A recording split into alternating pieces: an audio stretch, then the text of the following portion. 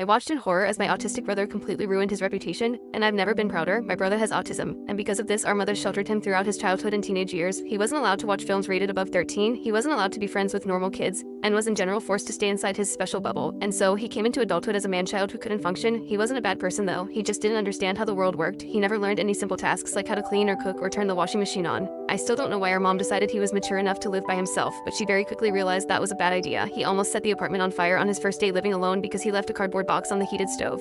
And he almost got arrested on the second day for urinating in his neighbor's plant pot. He explained that he did because he heard that watering plants is good. And as he always made sure to drink his water, he thought that his pee would make a great hydrationer. He moved back into our house that same day, where once again he was sheltered by our mom. Even though he was 20, he still had a bedtime and a nap time. And because of how controlling our mother was towards him, he went insane. After she told him he wasn't getting chicken nuggets until he ate his veggies, he snapped. He screamed at her that he was done, that he wasn't some R-word who was 2 years old. The reason he is the way he is today is not because of autism, but because of her. She started crying and he went upstairs, slammed the door, and started packing his bags. He left the house that night and our mother actually tried to block the door, but to no avail. We all tried reaching out him, but he never responded. Let us know where he was, or anything of the sorts. About a year later, we saw his name in the news. He was being sent to prison for 5 years for robbing a convenience clerk at gunpoint. Because he wanted his M&Ms for free, we didn't hear about him again for another 10 years or so until last Christmas. He reached out to me with an apology email. He said he was sorry for everything he did in the past. He told me about how prison had reformed him, and he asked if he could host the family Christmas Eve gathering this year. We all discussed it with him, and we decided to give him one last shot. Well, when we came over to his house, we were in awe. He had a beautiful girlfriend, his apartment was squeaky clean, and he displayed social manners like we'd never seen him do. He took our jackets and led us to the dining room where we saw a huge table filled with 11 different dishes. Apparently, his girlfriend is Lithuanian. And in Lithuania, it is a tradition to serve 11 dishes on Christmas Eve. They cooked it together for us. They were so nice and polite too the whole evening, and I really couldn't recognize him. But then, the thing that really turned his reputation around happened. My sister started choking on an underchewed piece of burger. Nobody in the family noticed, but my brother did. He ran over to her and started performing the Heimlich. She started retching, and only then did the rest of us notice what was going on. The burger piece flew out of her mouth and ended up striking my mother's Christmas dress and staining it. She actually tried to get annoyed at him, but my sister piped up at her. He just saved your daughter's life and you're mad about a dress. I could sense an argument was about to start, but then my brother de-escalated it. He told my mother he would pay for the cleaning fees because he had more than enough money to, and hugged my sister telling her he's glad she's okay. He showed us all up that day and proved to all of us that we were completely wrong about him.